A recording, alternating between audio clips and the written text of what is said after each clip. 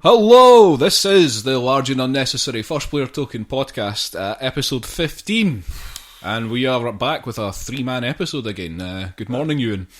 Good morning, and that was a lovely, jolly hello. Thanks very much. Good evening, Pawel. Good evening, indeed. Yes. See, I could have done that, actually. You could have done that. See, we were talking about getting Pawel to do the intro, but he was bricking it. Yeah. I got lost at the actual number. I thought this was like 19th episode. 15 episodes. 15 episodes Pawel's dozen. Yes. Yeah. Is that Pawel's dozen? I believe it is, yeah. That's probably why he had a bit of trepidation over announcing it himself. Alright, confused over the... We'll get that. The Pawel dozen. Well, how is everybody? I'm quite awesome! Quite awesome. Is that possible? Yeah. Oh, there's a wholehearted awesome that I think you're unnecessarily qualified to a slightly lower varied status. degrees of awesomeness depending on a lot of factors. There are other words. You could just use other words. They just lame in comparison. Alright, okay. Why would you even bother? Euan, how are you? It's not awesome. I'm okay, I'm enjoying this new setup. Oh, do you like this new setup? New studio. You don't have to look at me anymore. That's well, the best yeah, thing. kind of, but I have to look at Pawel. Yeah, I'll survive, that's fine. We have to look at each other like Frost Nixon's. I apologise. That's okay. It does look like you're about to have a TV debate. We are going to get into some hard-hitting issues, I think, and we're really going to. I'm really going to hold your feet to the fire, Pawel. Not that!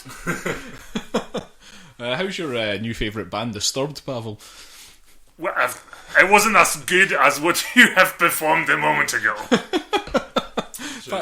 Pawel was listening to a Disturbed song, so it was a Disturbed's cover of The Sound of Silence by Simon Which is and Garfunkel. absolutely lovely, and then these he gave him two goosebumps, and we have destroyed it for him. Destroyed it. Destroying the innocence of his appreciation for this music. It'll be everywhere. Pawel, do we actually improve or destroy your life? I mean, how do you feel about us as an entity? Yes, you're certainly a factor, Chris. I'm not I'm a fully factor in weighed. your life. That's Yes. good. That's what I'm going for. You make it less boring. Right. That's true. That's a really backwards compliment. That's not all anyone can hope for, really, is somebody to come into their lives and make it less boring. Really. Success there, yes, that's for sure. We don't require that you remember us fondly, only that you remember us. There's not much fondling so far. Well, I hope not. I've almost succeeded. I was trying. I was aiming for that. There was tea being consumed at the moment of my comment. It almost went. Yeah. Right. Well, we've managed to go a good 3 minutes without actually mentioning what this podcast is about. So that's good. That's a good effort, lads. Well People done. tune into most podcasts to hear the guff talk. Yeah, it is the guff really. talk. Well, this is a podcast about gaming, and that's video gaming, tabletop gaming, whatever form it comes in. I've been playing a hell of a lot of video games. You have. I've been playing a silly amount. We do some solid gaming, and you may well have caught Chris on his. If you're, Yeah, I've been streaming stuff. He's been streaming the hell out of And this we're going to talk about one of those games. We've already talked about Punch Club. I'm still streaming that. I will do for another little while, I think. But there's another game I've been playing, which we will talk about in due course. But you guys, you finally got your Steam account set up. It's taken you a while. 15 episodes, but you've got your Steam account now. Yeah, I've been fanning about with that, like buying fairly inconsequential little titles for a couple of quid here and there to build up to my £5 expenditure to get my profile that I already had, as far as I knew. But which, according to my Steam thing, still doesn't exist. I don't know what's going on with it. Steam. Yeah, it's become a mess. But I've got some games anyway.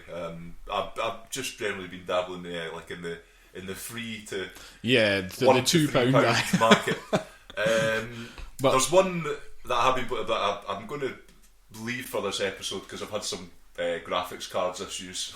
Oh, right. But it does look a lot of fun. We'll come back to that next episode. But I've been playing. Yeah. Please don't touch anything. Oh yeah, I've played this as well. Yeah. Now this game, what even is this game, Euan? It's like a kind of like a distressing puzzle game. Yes. That sounds very Totally. entertaining. Yeah. Essentially, the entire premise of the game is that you have been left by a friend or co-worker to just watch his workstation while he's away to the toilet. And his only instruction to you is don't touch anything. Then there's a big red button. And there's just a big red button, there's a sort of big control desk and a screen with a city on it. All kind of like pixelated kind of thing, fairly basic graphics. And lovely synth MIDI soundtrack. Yeah. It's really nice. So yeah, it's essentially you're presented with this scenario. So it's an open-ended scenario and there's lots of open world. Yeah. Well, it's open world if you count this desk as a world. But the basic objective of this game is to try and get all the endings in it. Yeah. And there's little lights on the desk that show you how many endings you've got. Yeah, I see. There's a thing. There's kind of little achievement bits that appear on the wall behind, like little pictures and things. So I'm gonna go ahead and just risk saying the endings are the guy comes back from the toilet or does not. Well, as a small spoiler there. At the risk of spoiling people. One of the endings is that you don't touch anything. Yeah. You just let the game sit do as there, you're told. and then you win. Yeah. Many people may have just played the game that one way. Yeah, and that's it. And then that's fine. You've got your couple of quid's worth. I mean, it's like any game. You get the instructions and you play based on that. That's fine. My understanding is if you're like this proper well-behaved citizen, you start playing this game, you just stop touching your mouse as such. Yes. Okay. Yeah, and then you can end the game that Must way. be the easiest challenge ever.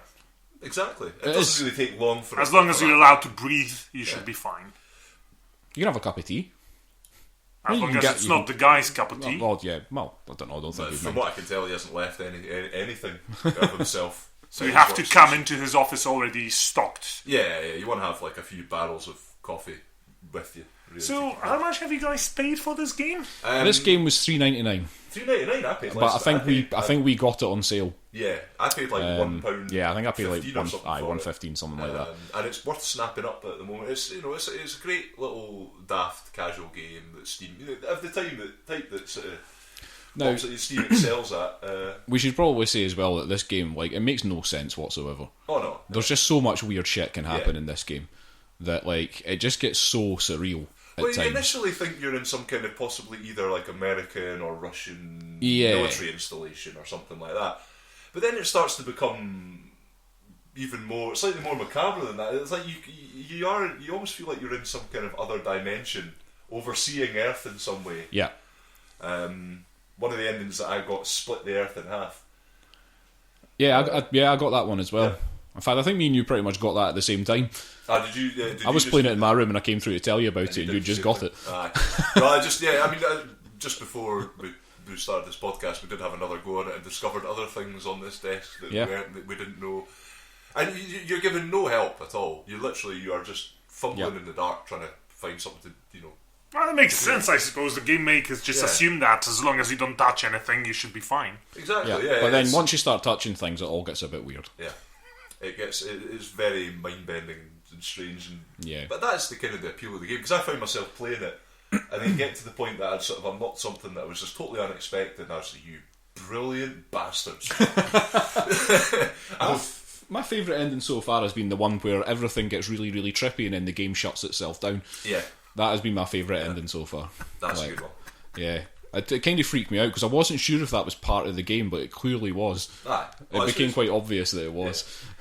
Just completely takes over your screen. I kind of sat and stared blankly at my computer screen for a bit after that, just going, what the fuck just happened? I think, let's leave that there actually, because I think we should leave that on a question mark. Go and check that out because it's weird. Yeah, I would just say go and play it, give it a go. It's it's definitely a good bit of fun. Yep, and that's please don't touch anything. Yes, it's on Steam. You can pick it up there. If you're really desperate. Yep. Speaking of desperate, let's let Pawel speak, because he wants to really speak about Tom Clancy as The Division. I'm not sure if we can even put these two in the same podcast. What, these two games? Yes. Now, that's the beauty of this podcast. There's certainly some kind of like, beauty here. Do you remember when there was Woolworths and you went in and got a really disappointing pick and mix? That's what this podcast is. Yeah. Under iTunes, we are actually we're in the Tutti Frutti category. Yeah. Yes, I can picture that. The double dip. I suppose if you want to follow up a game like this, you should go for some sort of shower with your dad or whatever other apps Pavel, I've do seen you want a hug before you start talking about this? You do look. You look No, slightly no. distressed. I as much as that game was surreal, listening to you two talk about it was just as surreal. I think you may have potentially talked about it more than the whole game actually takes to complete. Oh no! That game will take a long time to figure out. You could be at that a long time. There's a lot of just endings. pressing buttons until you die, basically. And also, Right, talking about the let's, Division just now would just be as surreal simply because. Well, man, you can come at it from a different angle now. We don't even need to. This program doesn't even require segues. We just do it. Just batter into it, man. Stop one thing, start another. I wouldn't mind a segue. Okay. So from control desks and not touching anything to touching guns, which you pick up and shoot at people in a story devised by Tom Clancy. Who is a Division? He is a Division. Oh, the Division. Sorry, he is the Division. Thank you. This was brilliant. Did that help you get to yes, it? I think I'm now in the mood. We'll set this up now. So this is by Ubisoft. Or is it Ubisoft or Ubisoft? I've never known that. Is it Ubi? Depends whether you're English, Scottish, or Polish. Right. So what does the Polish? Go for? Poles would say Ubisoft. Alright, that's cool. So we'll go with Ubisoft then, because Pavel said so. It's on Microsoft Windows, PS4, Xbox One. Mine is on PS4. Yeah. So you've been playing it on the PS4. I've also got this, however I haven't had a chance to play it because I've just been playing so much other stuff. So you're on your own here, Pavel. No, that's quite alright. The Division is The Division is what the Destiny should have been if any of you have played the Destiny. Yes, played Destiny. And that's a pretty strong statement. There's going to be plenty of people out there quite satisfied with what Destiny has become, especially now with the Taken King around. Yeah. And fair enough, I've played Destiny enough to... I've enjoyed it quite a lot. It wasn't fully what I was hoping for. There were certain areas that are just not covered. I was looking to have. Destiny gave me all of that. The Division gave me all of that. It's both games start with D. That's just confusing. Oh, yeah. The Tom Clancy stuff, yes. Yeah. Essentially, you would think the same kind of game. You create a character, you run around. This one is a third person as opposed to first person. But apart from that, you're just gunning things down, and instead of gunning quite a large variety of enemies in the Destiny, in the Division, you just gun down random thugs running around with several weapon types. So in terms of enemy diversity, you're not really spoiled in the Division. In terms of character, customization, development, all the builds you can come up with. I've not completed, as in I've not reached the final, whatever maximum level is, 30 I think, yet. So I can't vouch for all the skills being as fun as the ones I've found, but the game gives you plenty of tools to have fun with when you're blowing people up. Yes. So what is the actual deal with this game then? What's the story behind it? So this is a pre-apocalypse genre, I would say. Whoa, pre-apocalypse. There you go. I've never heard of this. Well, your generic post-apocalypse takes place, I don't know, a month, a year, or 10 years, or whatever, after a world-ending event. Whereas in here, it's sort of like, whoops, New York got infected with a smallpox that's been mutated in some sort of labs and weaponized and put on banknotes. So it's the green poison that's killed off most of New York's population. It was the money. And there's The money plenty killed us. There's plenty of talk like that in the game. Yeah. So it's a big theme running through. Yes. The backstory itself, the story told through the missions and through all those NPCs you get to meet, is actually much deeper than you'd expect from a game like this. Like, is the focus on this game, is it being Mammoth? Yes. So there's no single player campaign to it. It's all. It's like Destiny. Sorry. It's definitely an MMO. But there's plenty of single player there. I've spent. I mean, apart from the two betas, I always get confused here. Thanks to my lovely co-worker that's just taught me both these versions, and no, it's gonna stay like this. I'm always gonna trip on this word. You run around most of the time solo, although you can team up with other agents, and then you're just going to be running around in small groups doing solo missions. And there's plenty of them, plenty of variety. Those that do repeat, because there's going to be side missions that at some point will follow the same model, will still be varied because depending on where they trigger, there's going to be different waves of enemies running around, spawning in different areas, climbing different sets of obstacles. So, in Destiny, essentially, you always play the same mission, unless you play whatever a PvP component of it. Whereas in the Division, even though there is repetition in certain areas, unexpected things do happen. But the whole game is really about the Dark Zone, which is where the Division shines. The Dark Zone is a PvP area where you don't necessarily have to /want to fight other players, but you can at any moment. And there is plenty of game mechanics to support this model, and it seems to be working fairly well. You want to go to the Dark Zone for your best loot and your biggest challenges. You cannot leave the Dark Zone with the loot you get there. Once you gather whatever many items, you have to go to a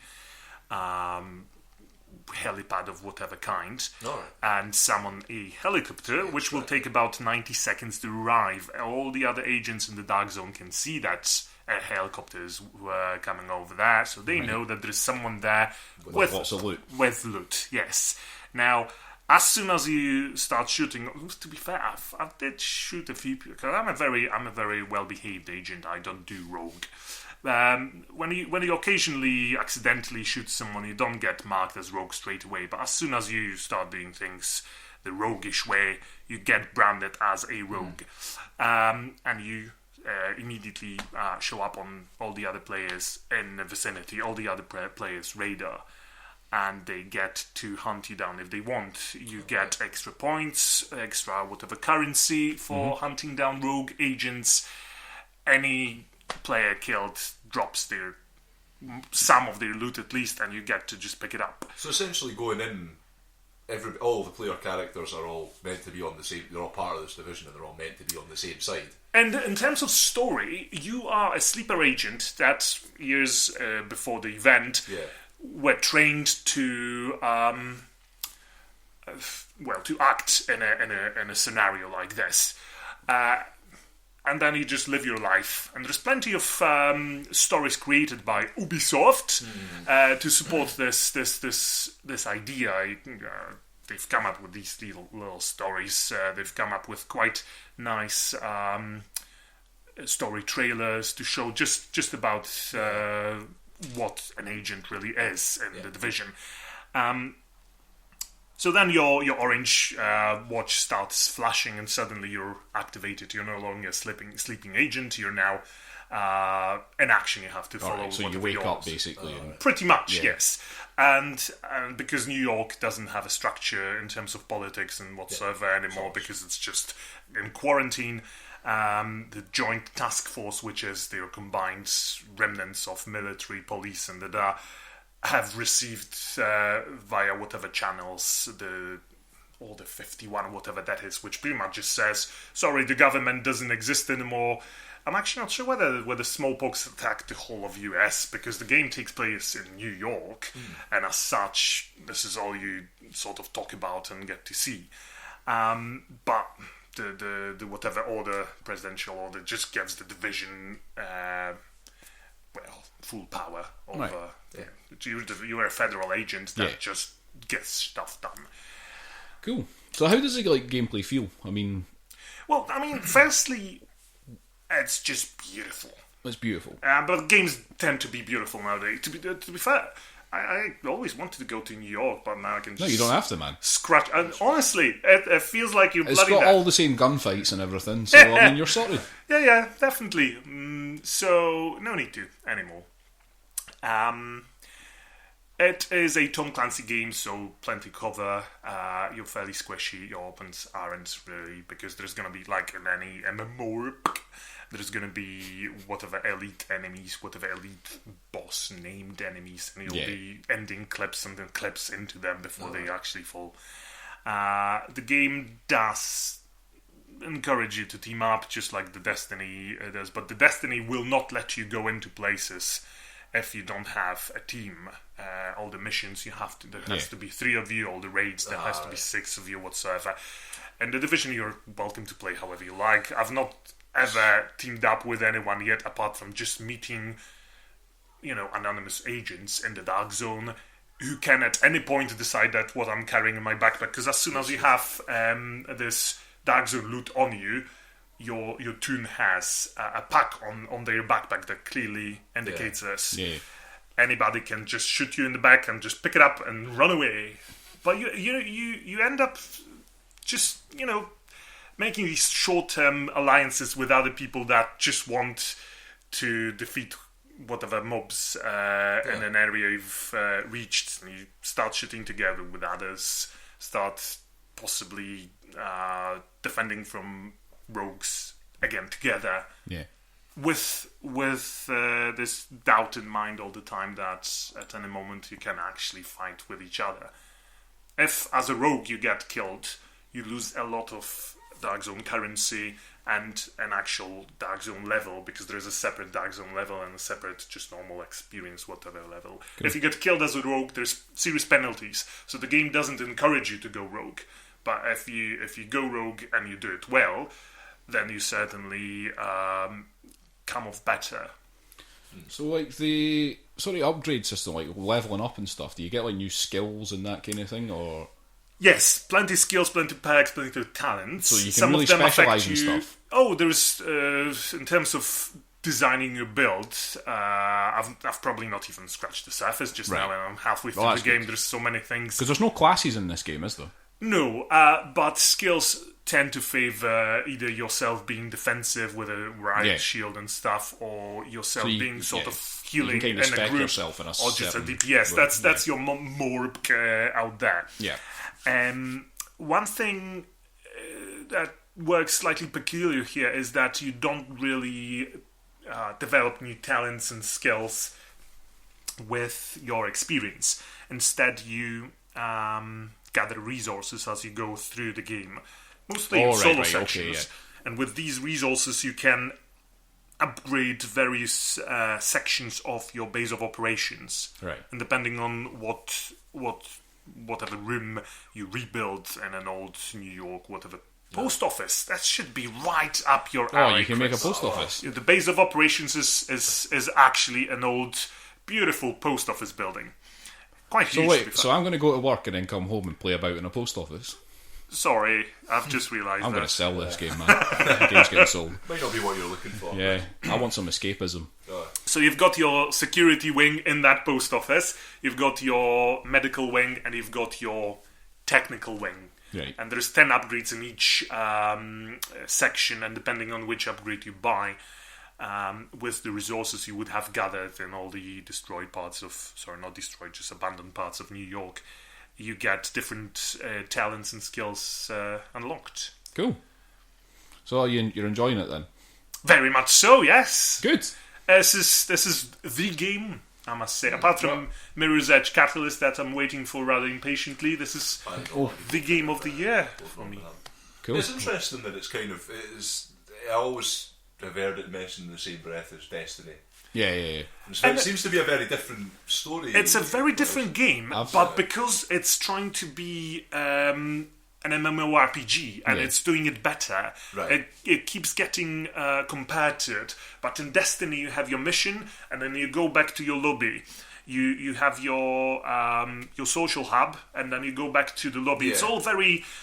there's tiny sections. There's no actual feel of the game's world. Whereas in here, you're in New York all the time. You have this amazing map, huge map that you could run around. Yeah, well, you got the reality of actually having an entire city to run around in this game. There's a lot of and it's just so randomized. You get these thugs from 4 different factions that have decided to obviously just demolish New York and do things their own way, spawning just about anywhere when you run around. And the dark zone itself is just a concept I've actually not seen in an MMORPG before, which is much more exciting than you'd think about it once you get there. Simply because every single player can be a trusted ally or a bastard traitor. It does seem like there's a lot of opportunities for kind of more deeper sort of character player interaction. Oh yeah, absolutely. Destiny, which is a wee bit sort of stale. I pretty much always play games solo as such. I can't be bothered teaming up with people unless they specifically invite me. And I'll say, Pawel, is you're going to hate me when I start playing this. Well, I can imagine. In fact, I wouldn't expect anything else but a bullet in the back from you, Chris. But the thing is, going to go wrong. Hey, Pawel, you want to come and help me with this? Bang! That's pretty much what it is. Yes, it shows us your true face, true colours. Yeah, I am very, very sly. It's a nice way of putting it, I would say. I was looking for a different word, but let's keep it at that. Right. So is that you summed up Tom Clancy as the Division for us? I might have more to say about it once I hit level 30 and you get proper cool. Endgame stuff. We can revisit that in another episode if you like. Because MMORPG always sort of just relies on what comes after. There's going to be lots of different... obviously add-ons and stuff like that coming out in the next few months, but an MMORPG has to the first hurdle is always to deliver enough content to keep people playing until you start getting your expansions. And they know what they're doing. And having spent as many hours as I have already in the Division, I would have ended the initial Destiny by now, and I'm not even halfway through the Division yet. Excellent. Right, I'm looking forward to playing it anyway. So I've got a day off work tomorrow. Guess what I might do. What you might do. What level are you at now, Pawel? 20. 20? Oh Christ, I'm not going to catch up with that. Alright. We'll see though, we'll see. I'm sure that we'll meet at some point and we'll be the best of allies, Chris. Yeah, I'm sure we will. The bestest of mates, just like we are in real life. Until one of us is carrying a pack of loot on their back, and then it's just going to be a different story. It'll be like when we play board games, Pawel. When we play board games and we have those sort of slightly frosty alliances that always end in us just pummeling each other. They always end so just bitter ways. I think Euan's noticed this the other day. For some reason, we just keep threatening each other as the game goes. The thing is, your threats are always much more direct than mine. I'm a simple person. I either crush you or I do not. Yeah, you want to crush, I'm just like, yeah, you do that. We'll see how this works out. Right, anyway, let's move on. What will we talk about next? Well, I'll do my blockbuster game now. Yeah, I think we should carry on blockbuster. We'll get that blockbuster. So I've been playing Far Cry Primal. Oh, thank you. Let's talk about that. In fact, you've both had a quick go at this, didn't you? Quick. I milked this game. There's nothing else left for me to do in it. I was to say, when I played it, I pretty much got the full game experience in about 5 minutes. Yeah, the 5 games that you played, the 5 minutes you played it, you got... The entire game happened to you, from what I remember. It happened directly. Everything was on fire all of a sudden. The only thing that I instigated of my own free will was trying to set a mammoth on fire, which resulted in predictable death. But just like there was just stampedes. There was all sorts of. I don't know how you managed to get about 5 or 6 different species of animal on the screen at once, all trying to kill each other. Yeah, and then all these cannibals. Shall we just briefly mention what the game is to the No, listeners? well, I'm just quite enjoying just reliving Euan's experience of that. There, it was beautiful. But really, yeah, it sold the game to me anyway. you're right, Pawel. We should be more professional, shouldn't we? So, Far Cry Primal. It's another Ubisoft game. Another one. It's a Ubisoft. They're making Montreal. a lot of money this month. Yeah, Ubisoft have gone like recently. They have really been pumping games out. Yeah, Like, and the Division is already like the best-selling game ever. Blah blah blah. The fastest-selling. Sorry. So yeah, it's another Ubisoft game. It's again Windows, PS4, Xbox One, just the standard now. And this is Far Cry that's in the Stone Age, basically. Now it's set in 20,000 BCE, I believe. And it's supposed to be set in Central Europe. Now I've never seen a Central Europe that looks like that. Are there Poles in it? There aren't. Well, there are cannibals, so maybe. Oh yeah. But yeah, it's. Now, I should probably say as a disclaimer that I've not played much of the other Far Cry games. I have played 2 and 3 a little bit, like as in a few hours each. I don't think I've played 4 at all. And quite a lot of people have been criticising Far Cry Primal, saying that it's basically just Far Cry 4 with a different mechanics. Different basic. I think I read somewhere that that they took the height maps from yes, Far Cry I heard 4, that as well. and they've put they've basically just like slightly changed the terrain on Far Cry 4, from what I've heard. Well, it must only. But I'm not bothered about that. Yeah, because I've exactly. You've not played it, so it's a fresh this is experience. basically a new experience for me. Yeah. It's completely new. Now it's an open world thing, like all the Far Cry things are, and you're just playing this sort of. I want to say caveman. He's not a caveman. This is the Stone Age, really. So they're sort of in structured.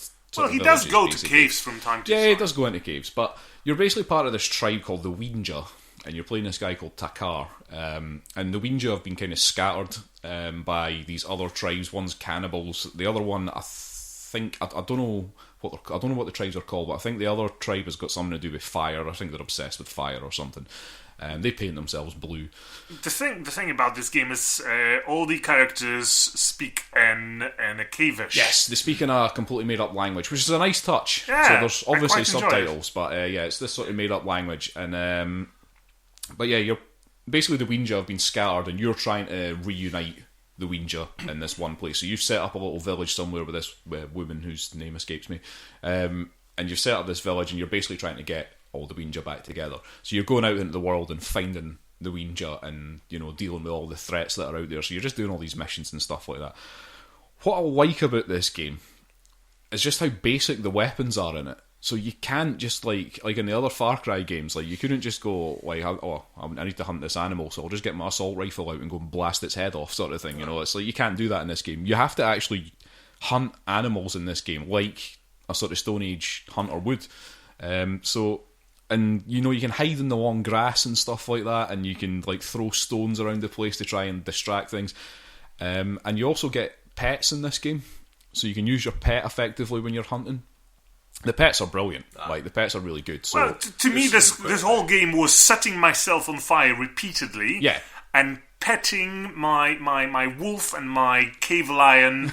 I would just keep doing this. Pet. That's brilliant, that part of the game. You can just, like, whenever you just sort of feel a bit stressed out when you're running about, you realise that you're a Stone Age hunter-gatherer, and then you go, what am I doing? And then you just turn around and pet your wolf and you feel better.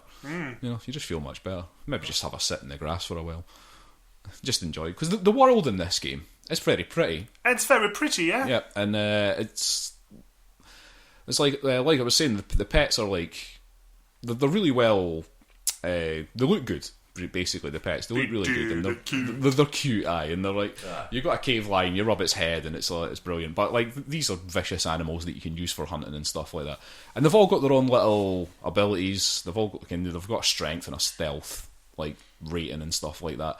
But they've all got their own abilities. So the cave lion can tag nearby enemies, so you can see them through like the terrain, basically. The wolf will growl whenever there's anything threatening around you, and it also reveals more of the map while you're running about. Then you get the little dole things, which are like hyenas, and those, if you're just like standing about doing nothing, the doles will run away and grab any resources that are lying about. They'll just go and do that for you, but they're really terrible at fighting these things, but they're pretty good if you just want. If you're just like, if you want to go make yourself a cup of tea, just like leave the dole there, and he'll just run about and grab some stuff for you. He skins carcasses for you as well, so it's it's pretty fun. What's the deal with the owl? The owl, the owl's the first thing you get. So the owl is just something you can call in pretty much at any time, and the owl will give you a sort of a bird's eye view wherever you are. So you can survey an area if you want. Yeah, and like the cave lion, the owl can tag enemies, so you can fly around to see where any enemies or threats are. The owl will tag them, and you can upgrade your owl, so you can get to the point where you can actually drop beehives on top of things and stuff like that using your owl, which is pretty fun. You can also just use the owl to just like swoop in and kill something, just straight up kill it. So it's a fighter bomber. Yeah, it is basically a fighter bomber, but the owl's pretty cool. It's a pretty cool little addition to the game. But you can use the owl as well to send your pet somewhere, so you can go, okay, if I want to like ambush like these animals or these cannibals or whatever that are threatening us, then I can send the pet around the back, get the owl out, send them somewhere, get the pet to run round there, get ready to attack. So you're hiding in the grass, you really feel like you're a Stone Age hunter-gatherer here, because you're just properly setting up these things, hiding and throwing spears around the place and stuff like that. It's brilliant. That actually sounds pretty cool. Yeah. I mean, you can just get like, because the game can feel kind of like you're just doing the same thing over and over again, but I find that I'm just getting really into the mindset of this guy. Like, you're really, I feel like you, Pawel. I'm like role playing this man.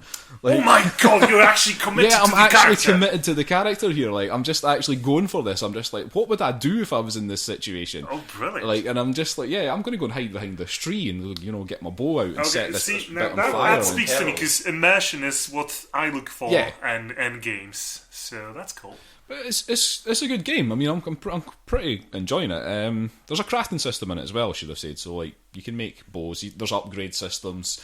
You can find other villagers that have certain skills. If you build huts for them, they will let you unlock new things in your skill tree. That kind of thing. So there's a few things going on in it that can let you specialise in certain things. Can you upgrade your fire effects? Because fire is what this game is all about. I don't know if you can upgrade the effects of it. I think you can become more resistant to it.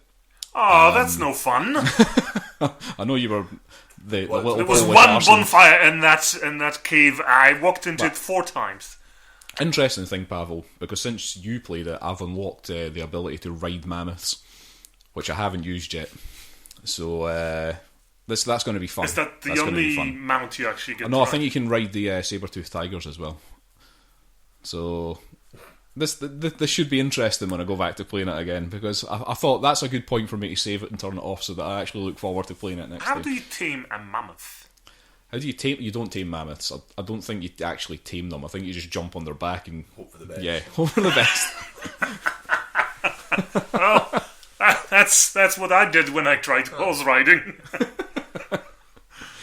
But I'm quite enjoying the sort of like like I say, the kind of basic feel, the limited feel of the weaponry and stuff like that makes you sort of, like you say, I think that's what's getting me into the mindset of this guy, because it's not just like, I'll just pull out a missile launcher if this goes wrong. Gets you to think a bit more about what you're actually doing. You're properly that's it.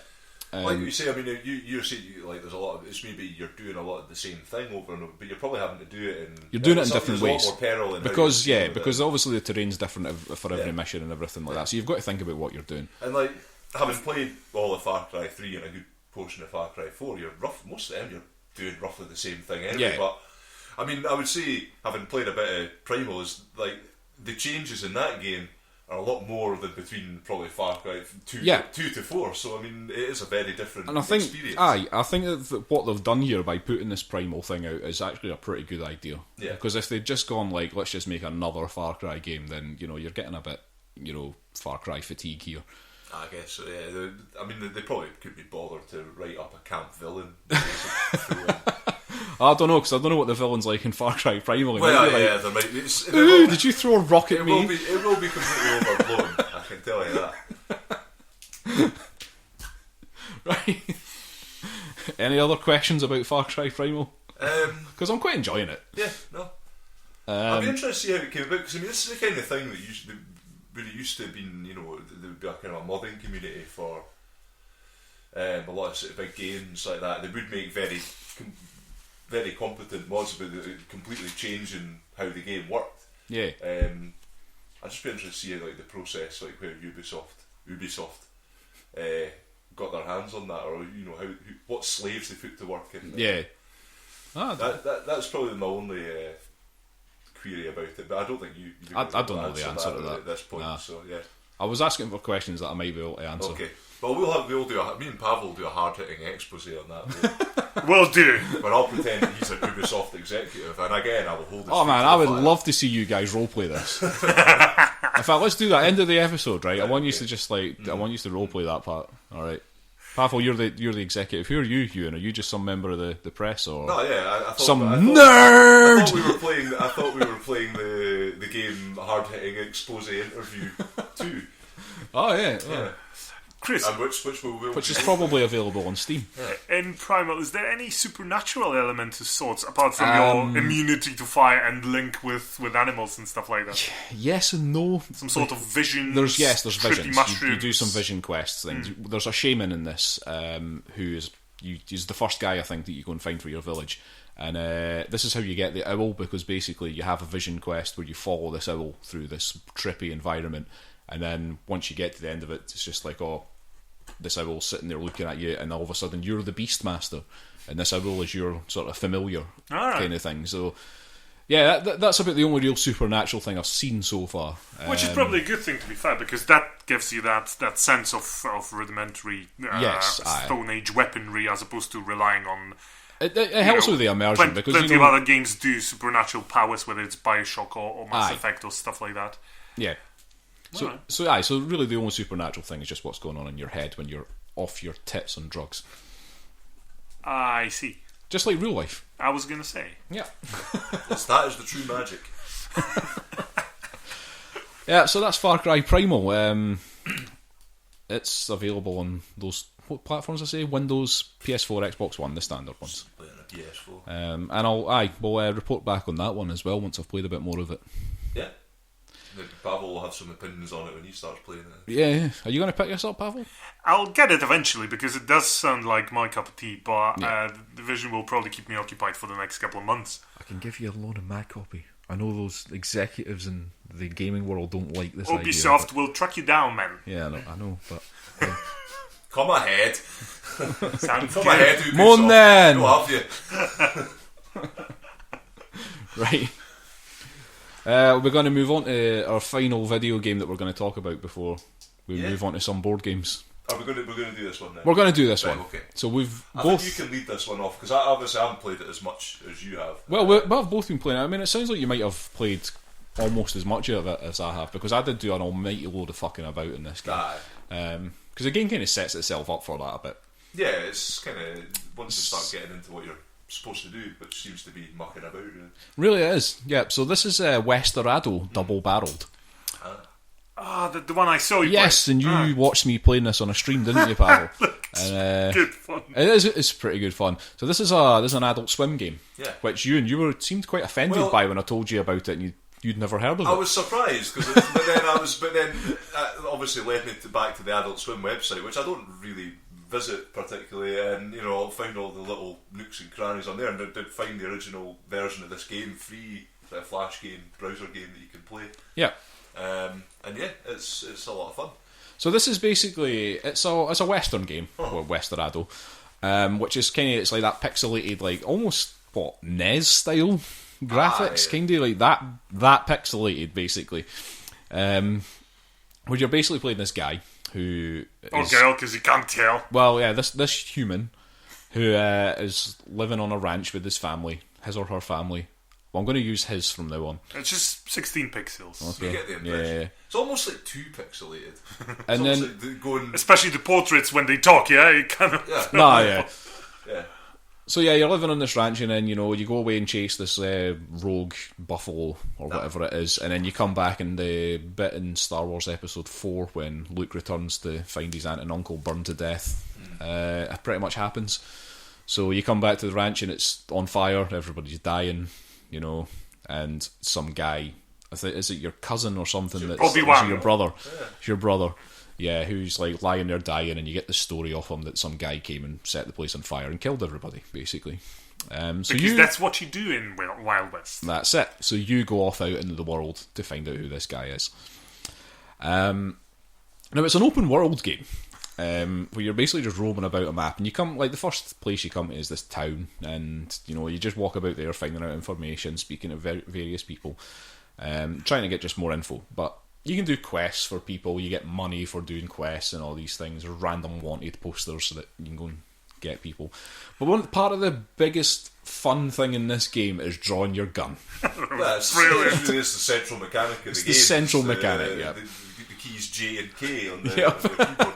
So you press J to draw your gun, you press K to cock it, and K to fire it.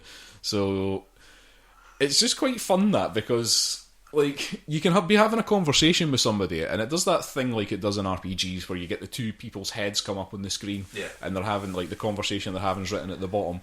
But you can at any point during that conversation just press J and draw your gun, and you get various reactions of the people. Well, I think that's the other thing as well, is like when you're going around speaking to people, there's always an option to basically accuse them of being the person who murdered your family and, like, burnt the ranch and everything like that. So you can just, like, go around this town and you did it, and everyone's just like, what are you on about, mate? Eventually you'll find the right one, yeah? Eventually, you've got a menu. You're getting, like, information on the guy, because, like, there's like a wee bit in the menu that basically shows your clues, like, it tells you what descriptions you have so far, and it kind of, like, narrows them down. Yes, there's, like, an image that flashes up, so it keeps on, like, so it changing. starts narrowing down the NPCs that are in it until you can eventually, there's only one person left, because so you'll get more information from people. Like, they'll say, like, he wears a wide brimmed hat, and I think it's different from game to game. The guy looks different from game to game, as far as I can tell. So it's never going to be the same guy. That's very cool. As far as I know, anyway. I could be wrong, but I don't think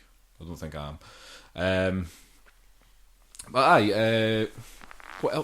else is there in this game? There's just, like, the shooting mechanic in it. Yeah. So, like, you can only really shoot left and right on the screen. You can't shoot up or down. And that makes it quite interesting because, and because you've got to cock your gun before you can fire it, you've got to sort of be a bit careful. Think about what you're doing, so, like, your position. You're kind of strafing up and down as you're, like, shooting people on the screen, just trying to get out of the way of their bullets, and then as you're moving in, you're cocking your gun and then firing as soon as they're in your firing line. That kind of thing. It's quite a sort of interesting wee mechanic that they've got going there. The NPCs are doing the same thing, so Yeah. you have to kind of counter what you're trying to. Which is a bit of a nightmare when there's 6 or 7 of them on the screen. You kind of just have to take what you can get. Yeah, really. I was going to say they all have very good reflexes. I saw you draw your gun, and there was half a town all around you. All of them drew all sorts of different guns straight away. I was laughing quite loudly when I did that the first time I walked into the town, when I drew my gun, and then, like, there's a sort of half-second delay, and then all of a sudden the whole town has got their guns out pointing at you. Just sounds so American, doesn't it? What you doing here, stranger? So what's the thing with the hats? The hats are your hit points. Yeah, so you've got a certain number of hats, and then every time you get hit, your hat falls off, and you put a new hat on. Until you've got no hats left, and then the next time you get shot, you're dead. Is that the same for NPCs when they run around in hats? Then you think you can deliberately shoot their hats off and try and steal them, but there's a very short period of time you've got to pick it up, I think. In fact, because when you shoot someone's hat off, they drop their gun and hold their hands up, which is weird. And then they run off. It's quite odd that. You get your hats back, or you can get more hats by basically paying various women around the place to embroider new ones for you. You can get different types of hat and stuff. I don't know what the different types of hat do. I bought a new type of gun in my game. I got the rifle, which is quite cool because it actually puts a line on the screen to show you where you're going to fire, and it can fire through people. So you can take out multiple people. Yeah. But one of the fun things in this game is trying to, like, get the people that you're fighting against to shoot their own people. Have you tried to do this yet? Happened quite a few times. It does. Like, sometimes it just happens completely at random. Like, they just get in each other's line of fire. But sometimes you can just try and set it up so that they do just start shooting each other, and you're just. It's all part of the tactics. I don't know if that was deliberate, and if they've maybe, like, realised that was happening in the game and just kind of went, let's just leave that in.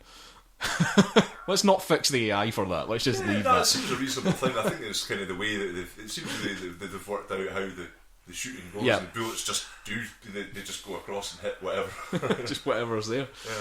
But it's quite I mean, I quite like the little sort of world they've created in it. Yeah. Like, you can just run about in that map and just chat to people and, get into fights with thieves and, bandits and kind of various things. Have you done any of the, like, escort quests or anything? I did a few of them. I think I failed just about every single one of them that I did. I found them quite... The first one, I just kind of, I don't know, just wasn't quite on it. And then, for some reason, when I went back to do another one, some glitch in the game caused me to be running about in the sky. And the carriage was at the bottom. Oh, I love a good glitch. Couldn't really do anything about stuff that was shooting it at the bottom. So I was unable to complete that. I think I finally got one where I managed to do it. Have you robbed the bank, Euan? Did you rob the bank? I did actually rob. Well, you have to rob the bank. I think that's how I started my rampage. That's how I started mine as well. Yeah. I had no money to play poker. Yeah. in the bar, so I went to. That's a reasonable reason to rob a bank. Yeah, I went to the bank and killed everybody, but then the whole town came after me, and after a few tries, I actually managed to kill everybody in the town. But then I realised that they shut off all the exits to the town, so if you kill everybody in the town, you can't actually leave the town. So you're kind of screwed. I don't know if you can still use the fast travel things, the horses. Oh, possibly, yeah. Basically, I couldn't leave the town, so I had to just like reset. On the browser version, it starts this swarm mode thing where you get waves of guys coming into the town to attack you, and you have to kill them all. Then another wave comes, and then I killed the first lot, and then the second wave came in. There were a lot of the Indians, and they were quite hard to deal with. Like their axes, really, I don't know. I found that they hit me a lot easier than the guys with their guns. I think it's just me playing it badly. But yeah, had a bit of struggle with them. But that's maybe something unique to the browser. That one thing I was going to ask you is, can you save your game in the enhanced version? Yeah, because the browser game you just basically play through. You have to play it in one sitting. Once you die, it gives you so you can go on the scoreboard on the website, and you can keep playing, but it stops your score at that point. You just right. Free play, but obviously if you leave the game, you're going to lose any progress you made. So I don't know what the differences are between the browser version and the Steam version then. Well, I think that would be some of it. A lot of the general setup. So of the game. was the browser version actually called Double Barreled, or was it just called Westerado? It's called Westerado. Yeah, I think Double Barrel is because it has a link to it's by the enhanced version. Right. Okay. So you've only played the basic version. Yeah. Right. There's still a lot to it, and I think that's probably why it got a full release like that, the way that it did, because I can see that the way that the game is made, and the way that it's sort of like you said, the scoreboard thing, and the sort of trying to keep yourself going through this story and discover as much of it as you can. There's something quite old school about that, where it is a massive game and you're expected to try and play through it in one go. There's definitely an appeal to that, and I can see a lot of gamers really picking up on that one. So yeah. Well, that's Westerado or Westerado Double Barreled, depending on where you're playing it, because you can get it for free on the Adult Swim website, which is a Flash version. The original Flash version of it. That is the original version of the game. Yeah. And then there's the Double Barreled enhanced version, which is on Steam, which actually costs $10.99 at the moment. Really? But I think I picked it up on presumably there's a lot more to it than there is in the. I think it does sound like it. Yeah, sure from what you've been saying, but yeah, I think it's essentially the same game though. Yeah. So yeah, one thing that we've been missing actually, we've not done any arbitrary ratings for any of these games. Oh, so we're gonna have to go back through them. So let's start with Westerado then. What we going for? I give it the full 3 hats. Full 3 hats. Yeah, full 3 hats from me as well. For 6 bullets. Yep. Right, Pawel, Tom Clancy's is the Division. I'll definitely give it 5 Clancy's out of 5. 5 Clancy's out of 5. That sounds good. Strong recommendation. No, this is one of the games of the year, definitely. Okay. I'll give Far Cry Primal 7 Snow Lions. Although it's probably going to be out of 11. Out of 11? Oh, I think so. You think there's some progress? I think they've what they've done with it is good. Yeah. I think it probably could have been slightly better in terms of the quest and stuff like that in the story, but anyway, I think that's possibly a part of it just being a skinned Far Cry game. It shows promise. Yeah. I don't think there's any other games I can think of that are set in that sort of setting, like that Stone Age kind of thing. It's good. The way that I'm not doing it that way. Yeah. Right. Anyway, so please don't touch anything. How many red buttons? Yeah. I will give it an infinite amount of red buttons. It's difficult to tell whether this is a good or bad game. It stretches beyond the sort of. I'm going to give. I'm rating this game the square root of -1. Yeah, I think that's exactly right. Because with a bloody demon baby fetus hanging over the top of the square root symbol. That's a good rating for that game, I think. Okay. Right, well, that wraps up the video game section, which has gone on for quite a bit. So we're going to have to probably chat at great length about board games now. Excellent. So we're going to have a quick break because I need another cup of tea, and then we'll come back and talk about some tabletop gaming.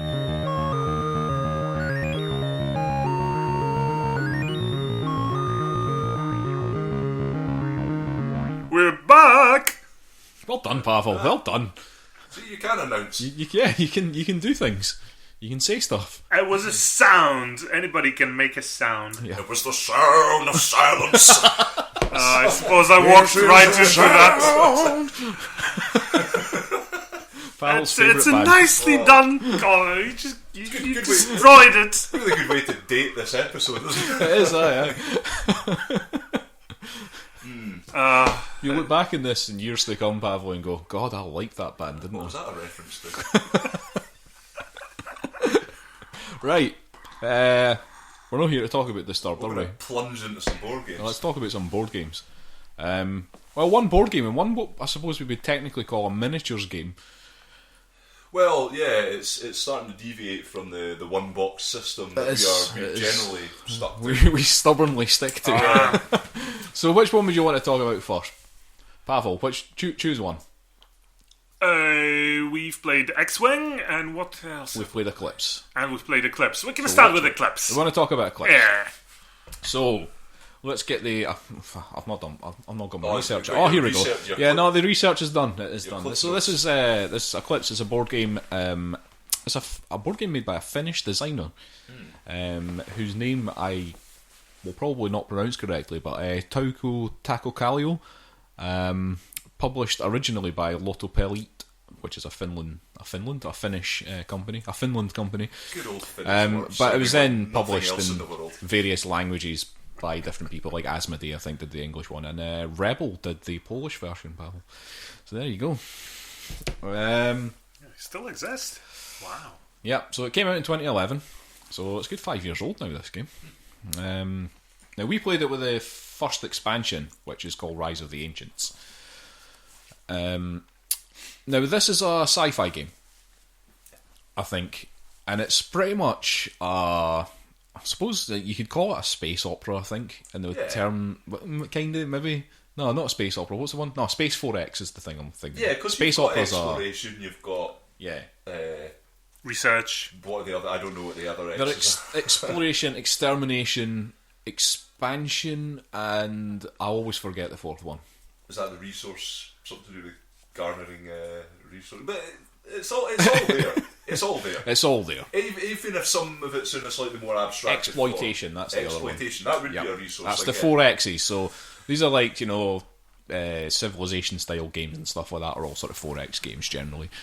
Somewhere on the internet there was a bunch of nerds just really angry at us for just for struggling to get that together there. And we've probably got at least two of them wrong. We're not even ashamed. We don't care. Right, Come ahead, nerds. Eclipse is like, well, the way you described it, Euan, the other day there, was that it was kind of like a diet Twilight Imperium. It is, yeah. Twilight Imperium being the massive, sort of similar style game as Eclipse, but it takes so long. You've got to set aside an entire day to play a game of Twilight Imperium. Or a decent game of it anyway. We will cover it one day. Oh, one of these days we'll get that back out again, but not today. I feel like I should have said Master Baggins at the end of that for some reason. Not today, Master Baggins. I think you should. I would have accepted it. I would have given it a pass. Oh, I need to stop being such a nerd. Right. So, Eclipse. Go on then, Euan. Let's hear a description of Eclipse. Okay, well... I've done a lot of talking. Eclipse, well... should say the expansion you've got, I think you were saying ups it to 9 possible. It takes up to 9. The base game goes up to 6. Right, yeah. we played it before. We were going to play it with 6, we ended up with 4. Yeah. So there's various races you can go. Yeah. And one of the interesting things is the way that the races are worked out. So you've got basically human races, so you can set up a game where everybody's... Yeah, so there's a choice of 6 human races. And they're quite balanced with each other, they're all quite similar. But in fact, they're all identical, the human races. Yeah. And then, but the races come on boards, and then the other side of the boards have got alien races on them. And the alien races are a lot more strange. They're more specialised in certain things. So you've got your sort of more militaristic one, your sort of... Yeah, sciencey one. You've got a sort of Borg race that can build a lot, and there are other things. Yeah, the expansive plant race. Yeah, Pavel's favourite race. The best race. They did pretty well. Pretty well, they won. Yeah. So you start off you've got a hex. I'm just going to move on. Yeah, carry on. Well, you start off, you'll have a hex for each player, and you basically form it into a hexagon-shaped space. A bit of space. And you've got tiles designated 1, 2 or 3. 1 being your innermost ones, with a central tile in the middle, which is already... Yeah, so you've got the galactic centre, which is... Yeah, so... Much like in Twilight Imperium, you have Megatol Rex. Yeah. Daftest named planet. Although saying that, I don't think many people have played Transformers Risk. That's got some odd ones as well. You're a big fan of that game. I do enjoy it. Protehex. Whew, heavy stuff. Yeah. So yeah, you've got your inner rings, and then the inner ring, the central planet, and then the ring where all your starting planets are on, and then you can expand outwards from there. Into it's quite a weird one because you expand backwards. You can expand backwards in this game. Yeah, and you generally start by doing that because those are the kind of easier territories to get into and kind of get some rubbish in it. Well, yeah. Unless you're Chris, in which case, even there, you just find ancient ships and you're locked in. Yeah.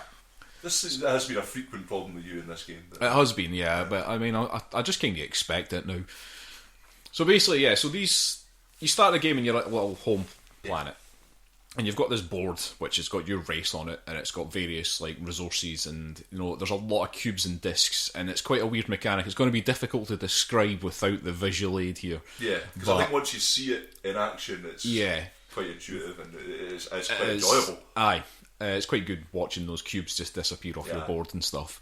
But basically, what it is that there's 3 different types of planet base, 3 basic types of planet in this game, and they've got they're color coded. So there's orange and pink and brown. And the orange ones are your money. The pink ones are meant to be sort of science, and the brown ones are meant to be like mine, sort of like resources, ore, and that kind of thing. Now you've got 3 tracks on your board which are covered in cubes at the start of the game, and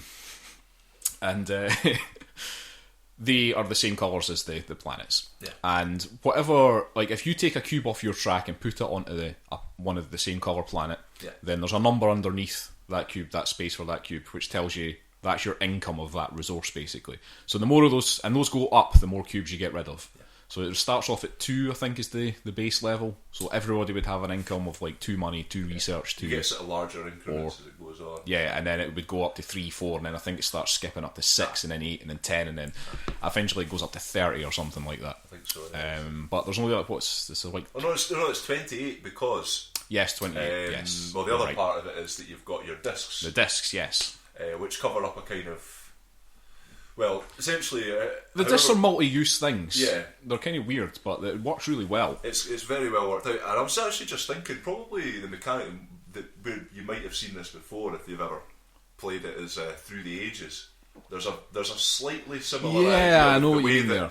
The way that expansion works in Through the Ages is very similar to the way that expansion works in here, where it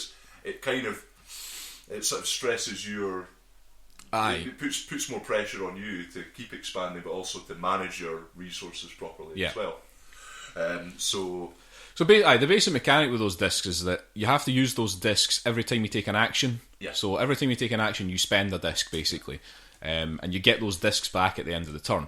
But if you also take over a new sector of space, so another hexagon tile of space, you've got to put a disc on there. Now that stays there. Yeah, that's your influence in that area. That's it, yeah. So it just shows that you own that area. But underneath those discs on your board, there is a minus cost. Yeah. And that's how much money you will lose at the end of the round. So you've got to manage your economy there.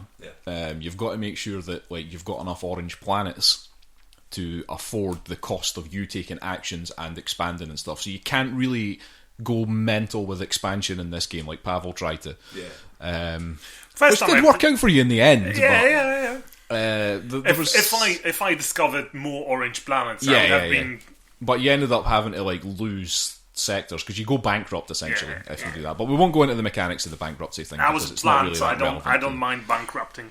But yeah, so there's an interesting thing there because you've really got to think about whether, even if you find a new sector, you know, if it's only got research or ore planets on it, it's like, can I actually afford to take that sector right now? Like, because if you can't afford to put that disc on the board because it's going to cost you too much money and it means less actions for you, there may be no point.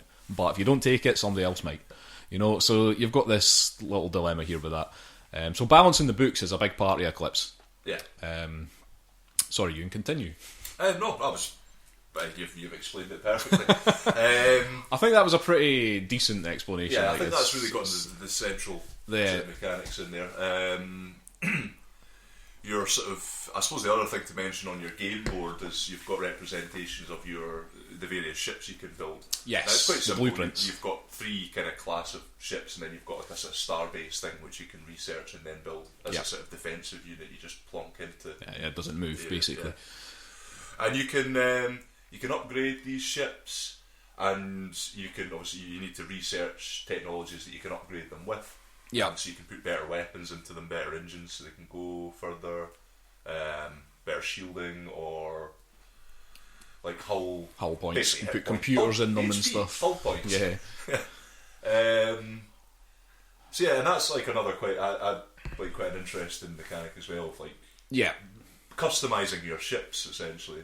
It's pretty cool because it's basically just like it's a blueprint for each type of ship. Yeah. And so you can change that at any time. So even if the ship's already on the board, if that type of ship's on the board, you change the blueprint, that ship automatically changes as well. Yeah. So it's pretty cool that way. I quite like they've kind of simplified that. They've not made it too complicated. But yeah, we should probably talk about like how you actually go about doing these things though. So the actions in the game. Oh yeah. Because those are really, when it comes to your turn, you basically just go around the table taking an action each until everybody passes, basically. So when you take an action, like we say, you spend a disc. So there's 6 actions? Yeah, 6. 6 possible actions, yeah. And they are move, research, upgrade, build, influence, and explore. Oh, nailed it. That's off the top of my head. The nerds are revising their yeah.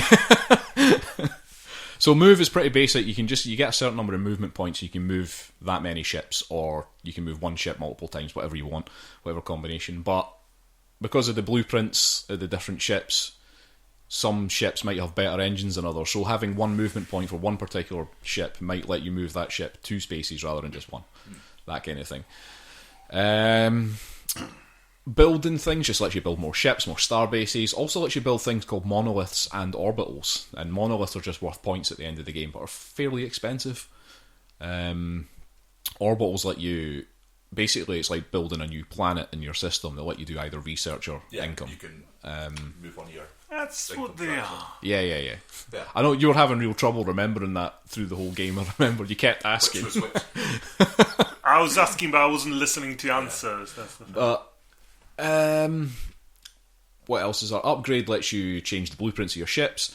Influence lets you remove discs from the board and put discs on the board depending on where you are, basically. Research lets you research new technologies. Some of these technologies are pretty cool, pretty powerful, some of them. None of them as much as what you find during exploration. You do, yeah. So there are other things you can find. We'll move on to that at some point. And what have I missed? Expansion. So the explore, sorry. You can basically just like take a new sector tile and put it adjacent to wherever you've got people. And if possible, you can decide and you can then take that sector if you want. Yep. But one of the things is that these sectors are very rarely empty. So they might have discovery tiles in them, which are like little bonuses that you can get, or you can keep them just for points at the end of the game. Yeah. Because this is a points game. This isn't just a let's destroy everybody game. This is all about the points. which you get in various ways, but we'll get to that. Or yeah, they might give you some sort of bonus, like so there might be a rare technology, ancient technology that's there, or you might get some certain amount of resources or something like that. But there are also ancient ships kicking about the galaxy, aren't there? I've never seen any. I know. I always get them. We've encountered a few. So these ancient ships, at the start of the game, the chances of you blowing one of those ships up with the little shitty ship that you start the game with is slim to none. Yeah. So if you find at the start of the game you're surrounded by ancient ships, you've got work to do. Yeah. Which was the situation I found myself in. And these ancient ships, they don't move or anything, they just sit there, but you can't do anything with the sector that they're in until they're gone. So you have to destroy them if you want to take that sector. And that's like... I mean, there are rules for combat, we could go into that, but it's essentially just like, you roll some dice, sixes are hits, you get pluses and minuses depending on computers and shields, and you assign those dice to different ships and blah blah blah. I mean, it's no a difficult combat system. There are, I think you've got some gripes about it. Well, it's just one of those things, and I fully accept that it might just be me, just being a moaning bastard. But essentially, I fully accept that as well. But essentially, I don't know. I think there's always a bit of trepidation that comes up in me when I encounter games that have that system. Basically anything with a six-sided dice, I'm a little bit wary of. But then again, how else do you do it? I think your thing is that you feel like it's a bit lazy. Possibly. But that's the way it has to work when you have your shields and targeting computers. And it does become a bit more nuanced as you upgrade your ships and things like that. But it's the same sort of thing that I had I found it a wee bit off-putting in Time of Soccer. But ultimately it didn't ruin the game for me. And the same with Eclipse. The problem is that if you're going to have a game that has some sort of random chance in it, there's only so many ways that you can do that. And it is quite, and this is why I say that it sounds a bit lazy, because it is quite easy to just stick some six-sided dice in a game and just go with that. Yeah. But you guys have played RPGs and rolled some dice. Yeah. Yeah, and I found them equally frustrating. We'll talk about our Pathfinder campaign at some point. I think we say that in every episode. Yeah, today is not the day to be talking about that. As much as I know you would love to. It's fine, I'll wait. Anyway, back to Eclipse. I mean, it's quite... I really enjoy the game. Yeah. Like, I think it's really, really good. And it scratches the same itch that Twilight... Like, if I want to play Twilight Imperium, something's just playing a game of Eclipse, I'll get rid of that. Nah. That itch sort of thing. Get that monkey off my back, guy. I'll stop jonesing for Twilight Imperium. I mean, I've only played Twilight Imperium like twice, I think. So, yeah. But I've played Eclipse like multiple times. Okay. Because it doesn't take too long, depending on who you're playing with. There can be some analysis paralysis goes on, but you can get through it. But because it's like there's a set number of rounds in this game as well. There's only 9 rounds, and it's a points game as well.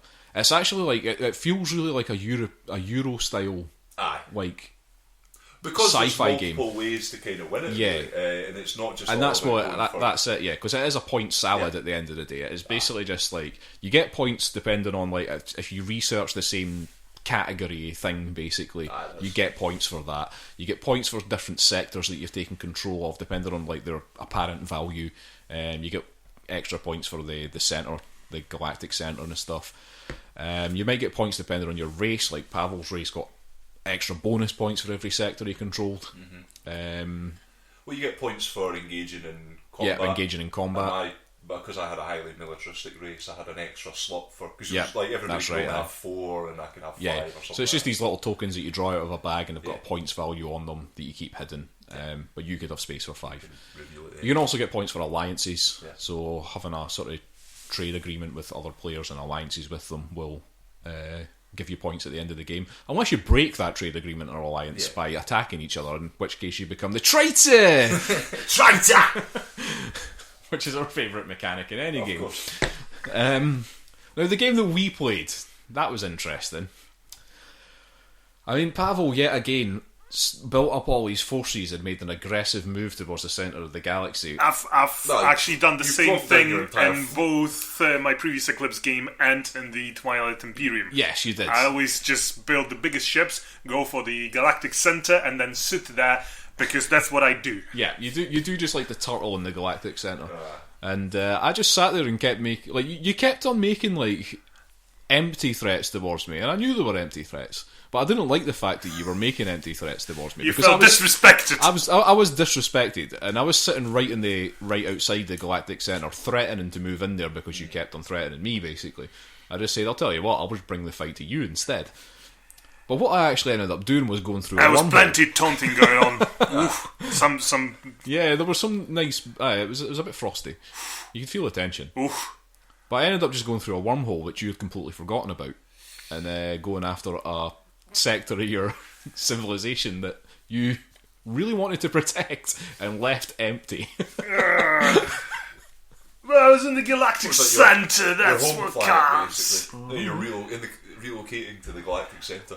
From my point of view, this, what's the word, synopsis of last game was pretty much just guilt Chris into allowing me to cheat and then win because of it. That was basically what happened. I basically let you take a couple of free moves that you forgot to take, basically.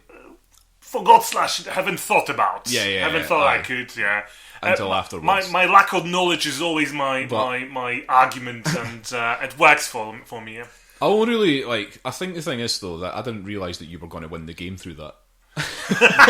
I wouldn't have let you do it if I thought you were going to win, because I thought that you just thought that it was going to be a and I think I ended up losing. I think you ended up losing massively. Saving grace. It's kind of difficult to work out who's winning in this. Just at that first is glance. the thing as well. I mean, I think from my perspective, it was more like I was bloke in a bar. I was going to play Hardman. Yeah, I was going to take on some rocket, and I stood up too slow from my seat, and a bigger, fatter man got in my way and just blocked the way and started fighting him instead. Well, I didn't really fight, they just stood there going, shoving each other back and forth while I just couldn't get a look in, basically. So I ended up turning around and punching Dave. Oh, well, you tried to punch Dave. But and I missed. Aye. But also, you got in the way of the wormhole that I was trying to get through. So me and you had a small skirmish at one point. Yeah, we did, didn't we? Yeah, I thought about that. It was, but so the battle, the sort of, I do think probably the disadvantage with Eclipse is the player interaction's slightly more lightweight. I mean, it's like Twilight Imperium is so so heavy in depth, and it's all the politics stuff is quite cool. You don't really get anything near that in you Eclipse. don't. No, there's and very even the little in alliance the way stuff of is politics. almost a little bit superfluous, really. It is a bit. And I think the alliance thing would works better in games with more players. Yeah, there were 4 of us, so we just split evenly. We just split into two teams basically. But I think one of the other things about Eclipse that it always happens in Eclipse, round 9, everybody stops caring.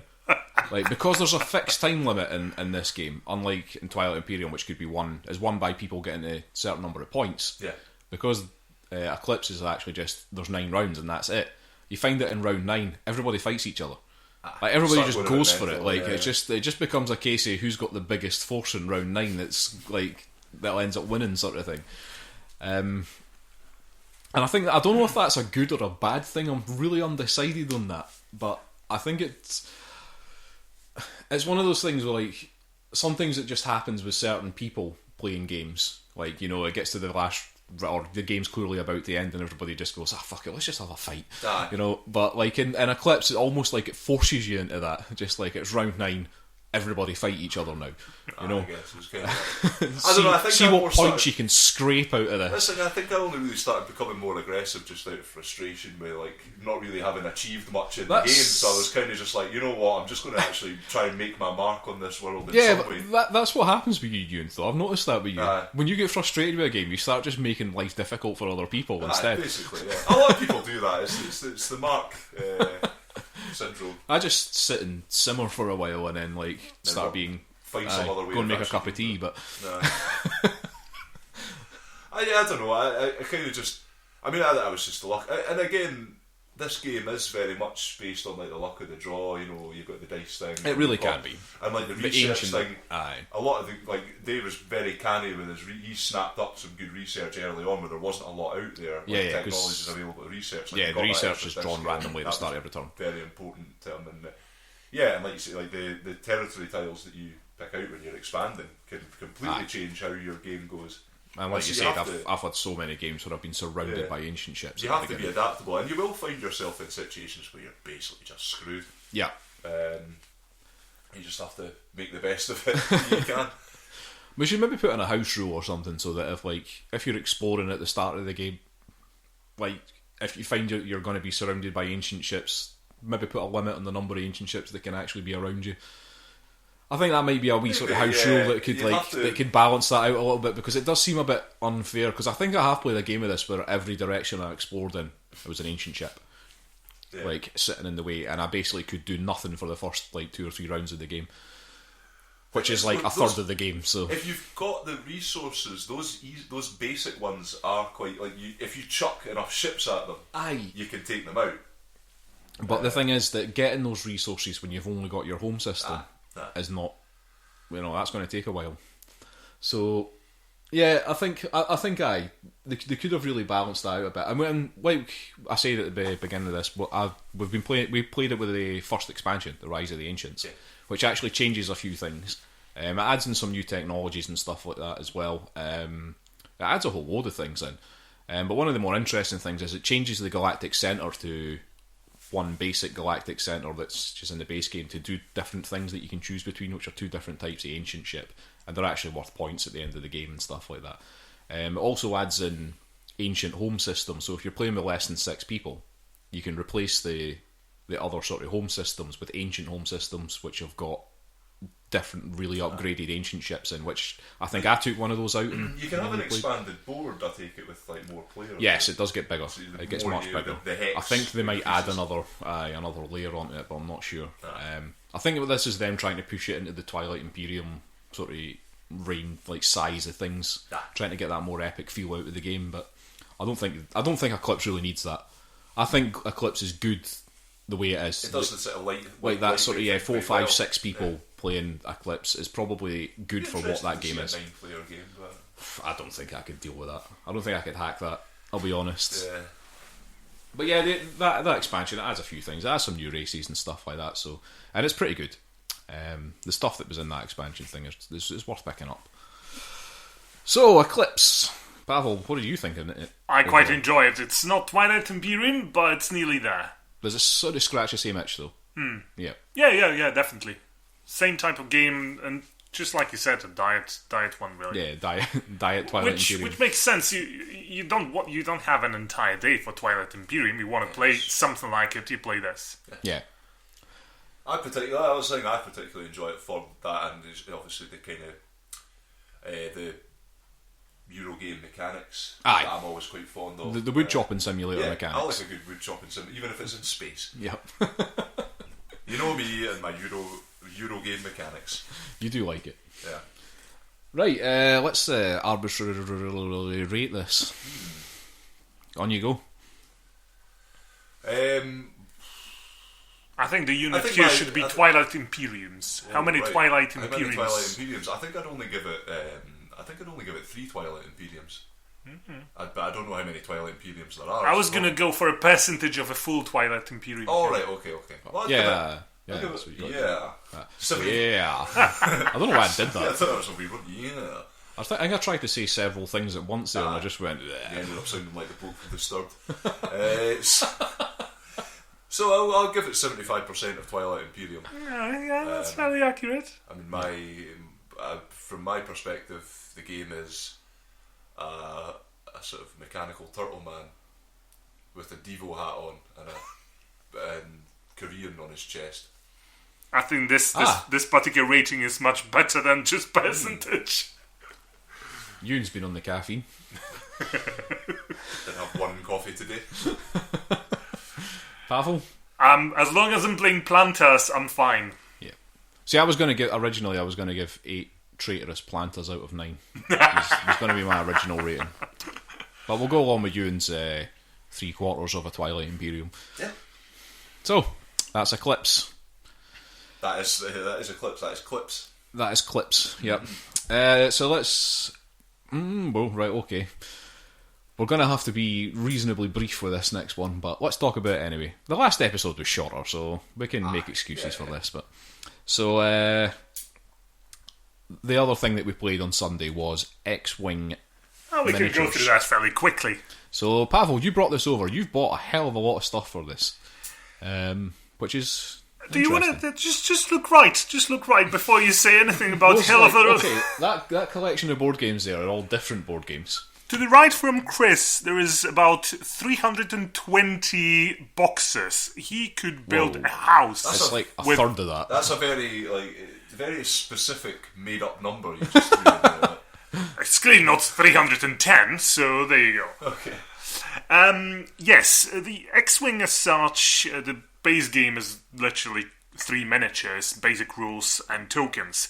And it's a it's a... Final Fantasy. Not a Always Final do that Fantasy myself. game, it's a Fantasy Flight game. Fantasy Flight, yeah, you're right. Which just means you get waves and waves of Fantasy Flight game with boosters. multiple designers as well. So Stephen Kimball, James Niffen, Corey Konieczka again, Jason Little, he designed... Was it him that designed Blood Bowl? And Brady and Adam Sadler, I think, did Warhammer Quest. The whole Fantasy Flight team got in on this. Yeah, I think they did. To be fair, this is one of their more important lines now, is a along very with important line for Android them. and a few others. It's a big seller. And there's been like 8 waves of expansions and for it multiple already. tournaments and all sorts of things. Yeah, it's massive. This game in the board game. Yes. But I think before we go further, we should mention that game with the red. Oh yeah, barrier. Wings of War. Wings of War, yeah. So yeah, this uses a system which we originally saw in Wings of War. I don't know if the Wings of War one was based on anything else, but the X-Wing system is based on the Wings of War one, which is basically that you have little miniatures on the board, and when you pick a manoeuvre, you get a little card that has a line drawn on it. So if you turn right, it's got a sort of right turn, and then you just move the miniature along that card. So it's a miniature game. There is no board as such. Yep. You have your miniatures. You move them about rather using whatever movement tokens according to your ring with all the maneuvers available for your ship type. There's 2 forces in the game, but that's because Is that not a bit dubious? there's the Galactic Empire, apparently evil, some say, and there's the Rebel Scum that you can play. Now, with the expansions, there's actually a 3rd force as well, so technically speaking, you can play this game with 3 players, or 3 groups of players, and the 3rd force is called, I think, Scum and Villainy, or something like this. Oh, yeah. Which means you have 2 different scum groups in the game. It's a pretty game, especially when you go the extra mile to make it pretty, because the miniatures themselves are very nicely done. Very nice. And what's rare in board games, I suppose, is they're actually painted. I cannot paint stuff, so I quite like it when miniatures are already painted. But with the base game, you just get your tokens in order to make the game work, and 3 miniatures, where you can then get, I don't know, you can expand it 20 more game So let's miniatures. run through. What have you actually got for this then? You've got... it's probably easier to say what I don't have. This No, game is mostly... let's not do that. Let's go. You've got... People aren't aware of the base game's got 2 TIE fighters Right, and an you X-Wing guys in it. just have to picture... I think there is on the And you've Facebook got- page, there is a picture of that fleet. Yes, no, not yet there isn't. No, maybe there in is, the comment section. But basically, there's going to be 2 X-Wings, a B-Wing, an A-Wing, a Y-Wing, 4 TIE Fighters, TIE Interceptor, TIE Bomber, TIE Advanced, TIE Defender, and 4 larger ships. 2 of them are transports for the Rebel Scum. Then there is the Lambda Shuttle for the Empire, and the Millennium Falcon. That's the garbage transport ship for the Rebel Scum. Who's You're not a interested? fan, are you? Not a fan of the Rebel It's stuff. a garbage ship. You should listen to what Ray says. Get a real good idea of Pawel's feelings towards the Star Wars universe. There's some weird bitterness going on here. Spoilers. So yeah, and then you end up getting whatever handmade asteroids on the net and handmade playmats. What? Right, so Pawel's basically got a space mat that you can put on a table. It does nothing for the game itself other than make it look nice. which is good, which is fine. I'm fine with that. Pimp your game if you want, Pawel. Yeah, that's pretty much what it is. Yeah. You end up with a game that has 2 TIE fighters and an X-Wing, basic set of rules, 3 missions which you can play if you don't want to do a regular deathmatch, and enough upgrade cards to make it a balanced fight for 2 forces. But the game really only becomes interesting when there is more fighters on the map, and you really start building your squads and choosing your upgrades, because otherwise it would be just a matter of picking maneuvers and shooting at each other with dice rolls. But once you have a force of 6 or 8 or 10 ships on the board, and plenty of fairly varied upgrades, you can do things tactically. The rules are actually fairly simple. Each player has a ship with various stats assigned to it, depending on ship type and the pilot chosen, some upgrades, and a movement template. Every movement template is different, again, depending on the ship. You secretly pick your maneuver, everybody does the same, and then depending on pilot skill, everybody moves in order and then shoots in order. And that is the basics of that. That's basically how it works. I mean, your dice show hits and critical hits and misses. Yeah. There is dice for avoiding as well. Those are proper 8-sided dice, aren't they? 8-sided dice, yes, and with symbols on them as opposed to numbers. So that's more into Euan's liking. I do enjoy a symbol-based dice. But it amounts to the same thing, though. I know it is. But it's an extra effort. I know what you mean, though. It does look better. Yeah. It feels better. And sometimes they do interesting things with like how you use those. Now, this game actually plays in 2 stages. Squad building feels like half a game because you're preparing your tactics. You know what you want to do and it's how you want to do it. It's a points-based thing, isn't it? Yes. And once you have your forces, then playing the actual game and just battling each other is a matter of tactics and obviously just dice rolls. Some ships will be squishy enough to get shot down in a single salvo if you're unlucky, whereas some ships will just soak up damage. So depending on what you have and how you use it on the map, you can get a pretty good feeling of what these ships really were. Because obviously it's based on the galaxy far, far away a long time ago. And there's a big diversity in the ship models, so as long as you spend a shitload of money, you can do quite a lot in X-Wing. If you have a base game, it's just a taster. The thing with this game that I've found with it is that it feels almost like a party game. Kinda. Like, it's just one of these things that you could get a bunch of people together and then just sit and play. It takes half an hour. Very easy rules. It doesn't take long the rules, you're not bogged down in rules. Setting up takes a long time because they're miniatures. You have to take them out. You have to you've got transport them somehow.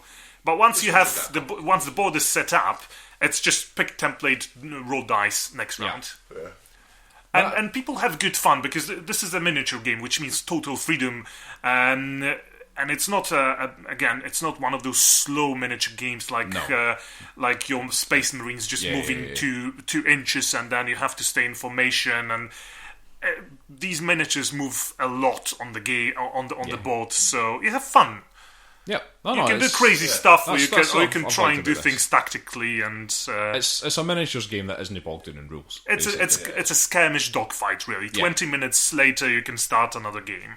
Yeah, I really felt like you're involved in a proper fight or dogfight, using my X-Wing, manoeuvring my X-Wing past the asteroid field and then boosting round it to come round to attack you guys from the back I was very proud of that manoeuvre. Apart from when I smashed into an asteroid. I think those asteroids gave us plenty of fun, The thing was I didn't actually take any damage from it, so technically my pilot just manoeuvred perfectly through. Those obstacles are supposed to be there just to add. I mean, they're not intended. Yeah.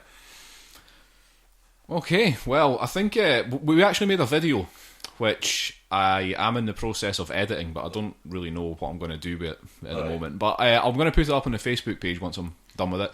Nice. So we have got our first game. So Pawel, you've played it before, but everybody else, it was their first game. So we played a 5-player game of it. And that video will be up on Facebook soon enough. Filmed from a weird angle, actually. It looks even weirder when I get it onto the computer screen. I can imagine. But there was nowhere else to put the camera, so... strange. It was strange, but it seemed to work. So the one thing actually I was going to ask, because I remember you pulling me up for this in that first game, and you'll obviously see that in the video. The movement templates, like you can't check them before you make your move. Now, I was wondering why that is. Like, I'm just trying to, because I don't see the advantage or disadvantage in not, like, because it seems a bit daft that your pilot would say, I'm going to make this manoeuvre and not know where he's going. No, I think that's actually thematic. Maybe, I don't know. I just felt like it was a bit kind of hamstringing yourself for no real reason, particularly other than just to be. The reason I can think about is in order not to slow the gameplay down. Yeah. Pick your choice and go for it. Yeah, that's another good point. You have one set of markers in the box. If everybody's checking, it's doubling the movement phase. Yeah, I guess. But this is the only thing I can think about, because other than that.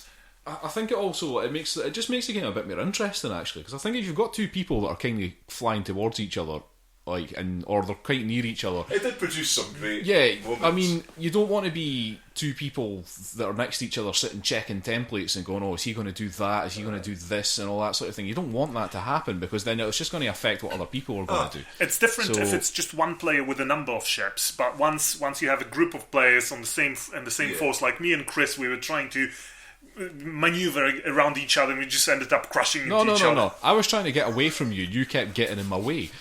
Well, that's one way of putting it. Yeah, that's one. Take the video out for that one, guys. What you should probably do is you do the stop motion thing you were talking about, the Benny Hill music. Oh yeah, I do. I might do version 2 of the thing. I'd love to watch that. So I'm hoping to get the Scum and Villainy at some point in the future, because that would add another layer of tactical randomness and craziness on the board when there is 3 people.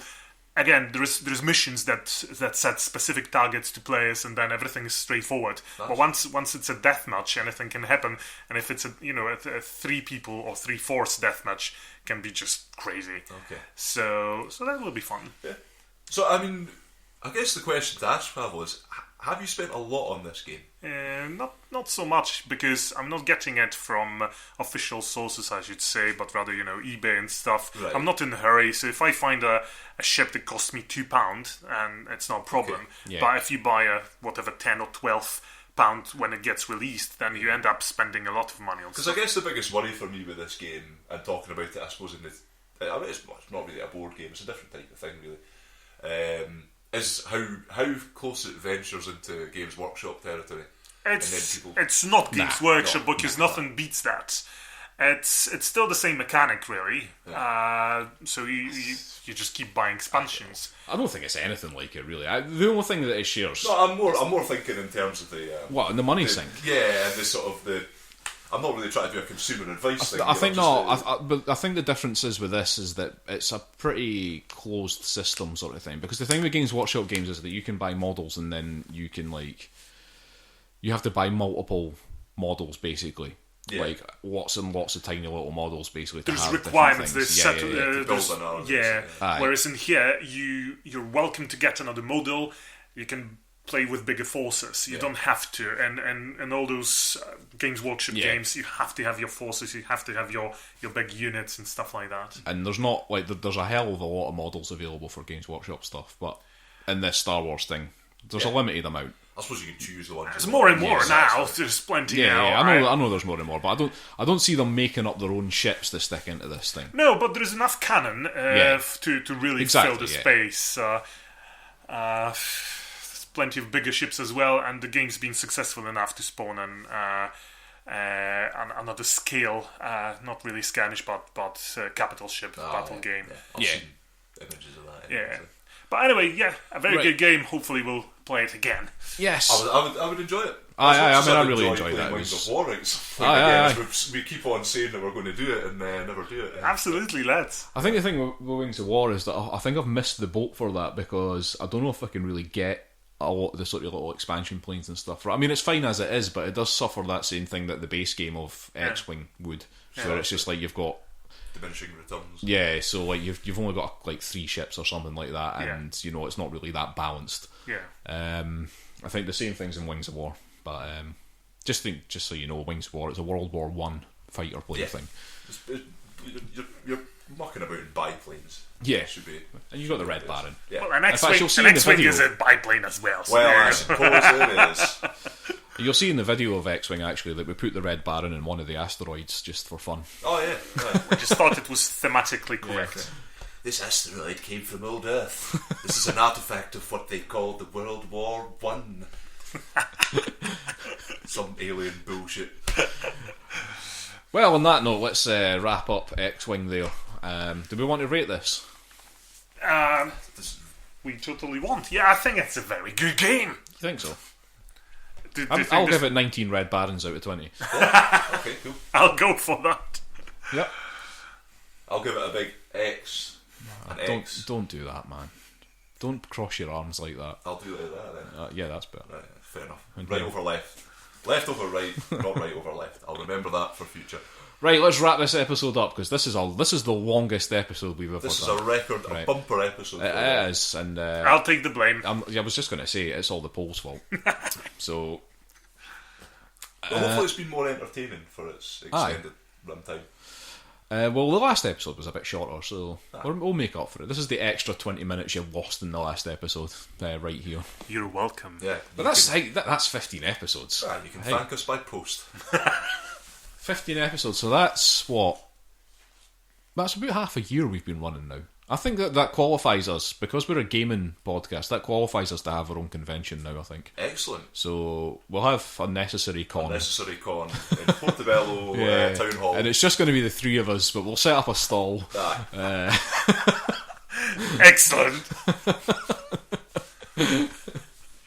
That sounds like fun. In fact, we'll all set up our own stalls at opposite ends of a massive hall and just look at each other. I'll just throw food at you. Well, this has been a good episode, actually. I've enjoyed this one. I think that's why it's gone on for so long. I've just enjoyed listening to my own voice. Not so much yours. Yeah, I agree. Yeah. Well, Pawel doesn't listen back to these episodes. Yeah. So, Pawel, does this now, you've now taken part in is that 2 or 3 official? 3 official episodes? I've lost the count. After 3 the official first one. episodes now. You've had a segment. I think you can now call yourself a podcaster. I'm gonna put it on my resume. Put it on your CV. Yeah, put it on your CV. Do you guys have business cards and stuff? I think anyone with a USB microphone and something inconsequential to say to the internet is technically a podcast. Yeah. And that's us. That is us to a T. We've got this down. Right, well, thank you for listening, everybody. Yeah. Cheers. To our ever expanding listenership. Yep, we get at least one a month we're growing by, so it's not bad, not bad. It's very impressive. I'm I'm actually Let's go through proud. the social media stuff, all the necessary things, or unnecessary let's list things. them off. Facebook, we're on there. So that's the Large and Unnecessary First Player Token podcast. We are on Twitter. That's at First Player Token, which is 1ST Player Token, not Once First player token. Once Player Token, as Euan likes to say. Our email address is firstplayertoken@gmail.com. You can email us with anything that you want, really. Any questions or comments, suggestions, abuse. Your questions don't even have to be about gaming. Just ask us anything. We don't care. We'll answer it. All right, It's a we're mailbag. desperate. It's meant to be Just used. talk to us. Be filled. Somebody's meant to put something in there. We are on SoundCloud. You can find us there. We are on iTunes, and my Twitch account is Unnecessary Chris on Twitch. And I am trying to do that a couple of times a week at the moment. So We're at the also moment, a recognised entity on Board Game Geek, I believe. we are now a recognised entity You're on Board kidding Game me. Geek. No, Yeah. I put the podcast in, submitted it as a podcast, a gaming Awesome. podcast, and it was accepted. So we are on there, and Excellent, I am now guys. posting things on Board Game Geek. That's probably forum the only whenever an episode the comes only out. piece of social media that counts in this Yeah. podcast. I'm not saying that anybody's actually noticed. I'm just saying that it's there. They're all doing Alright. their own thing on that site. Yeah. Right, I know. So there you go. Okay. Yep, that was episode 15. Anybody got anything to say? I What thank you got to very say much. for yourself, Euan, Pawel? I've exhausted my chat, really. Finally. I'm actually getting hungry. Yeah, so am I. You look well. Let's end this now then. Okay. Good night. Good night. Bye.